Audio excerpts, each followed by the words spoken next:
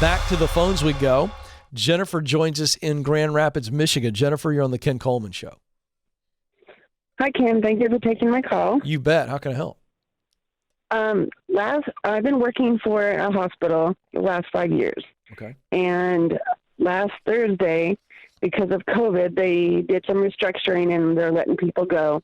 And my manager and HR called and said that I was one of them. Oh, I'm sorry, Jennifer. So I have 2 side hustles. Okay. And one is delivering groceries, and the other one is at the grocery store where I do delivery. Okay.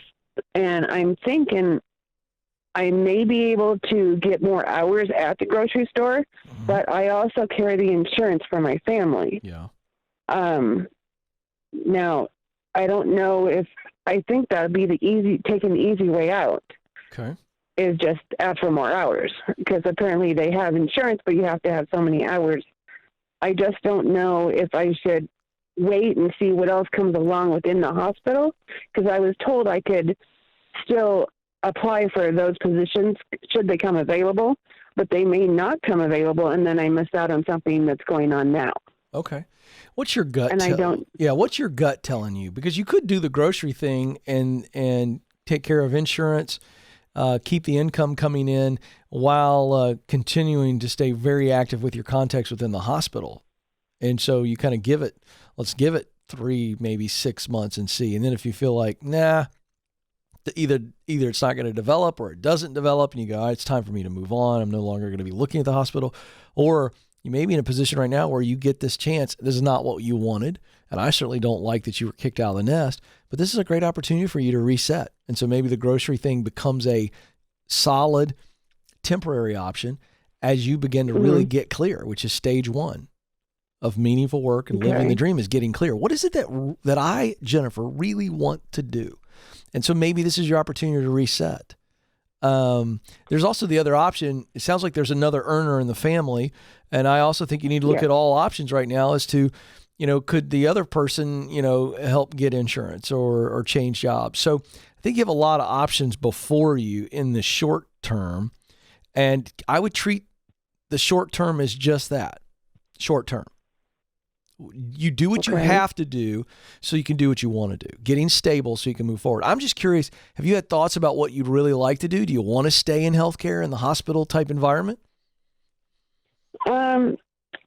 I enjoy it. Great. I like doing the customer service. Great. But in 2010, I was let go from a job where I was doing accounts receivable, and I loved that. Oh, okay. But I don't know if it's been too long since I've done it to apply for a job that has it. No, Jennifer, you answer the question, all right? I'm on Team Jennifer, so I'm biased, okay? All right? Okay. But, I mean, answer this honestly. You know what you did as an accounts receivable person, and if you had to step in today, let's say there was an emergency, somebody goes, we've got to have somebody who can do accounts receivable and fix, we've got chaos, we lost our person, they're gone. We need somebody right now. How confident would you be on a scale of 1 to 10 that you could step in and take care of business? 8, depending on what all they needed. Yeah, I'll take an 8. 8's good because I think you're selling yourself a little short. I think once you got in there and you saw the situation and you realized, oh, I can do this, you'd move to a 9.5 pretty quick. Am I right? Yes. Okay, then here's my point. Go ahead. Well, here's the deal. You've got experience. And as a person who's done number crunching and accounts receivable, you do realize that makes you qualified for a lot of positions around, number crunching and things like that. You don't have to just limit yourself to an accounts receivable position. You do realize that your grasp of numbers and details, your past work in customer service, that makes you really attractive to a lot of different companies and multiple industries. Do you see that? Well, sort of, because I don't have even an associate's degree in accounting. Nobody cares. So I don't know different kinds of accounting, just receivables.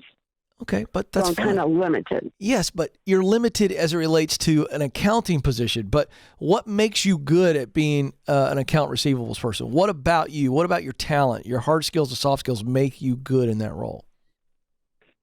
if you give me a list of things I need to do today, I can check them all off, get them done, and work on my own and excel, and the time goes really fast. What makes you really good at customer service?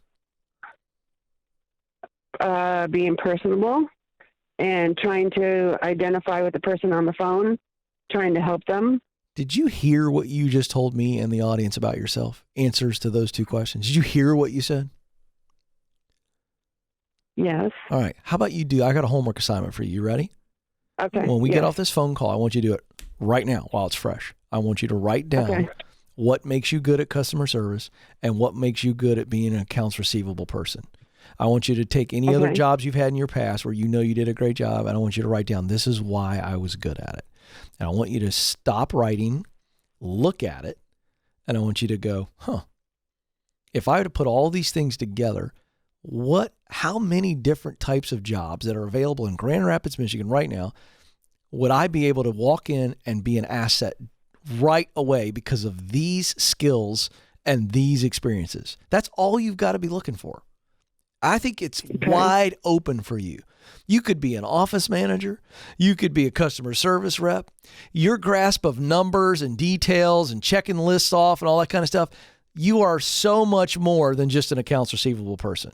You are the type of person, Jennifer, that makes the world go round. You're a detail, operations, get it done lady. That is crazy valuable. So go look for anything that fits those descriptors that you're going to do when we hang up. And you start matching up jobs that match up what you're going to write down. Do you understand? Yes. All right, Jennifer, I'm proud of you. You got this. I'm telling you, Joe, there ain't no stopping Jennifer. Jennifer and people like Jennifer are always going to be sought after because of what she said. By the way, did you hear how she went from kind of that tone, that I don't know tone, to when I asked her why she's good at accounts receivable, she just flipped the switch. Oh, because you give me a list, Ken, I get it done. Check it off. It's going to be awesome. Like total confidence. Folks, that's the exercise. Get this stuff out of your head. Get it on paper. And then look for the marketplace match. It's not that difficult. You got this, folks.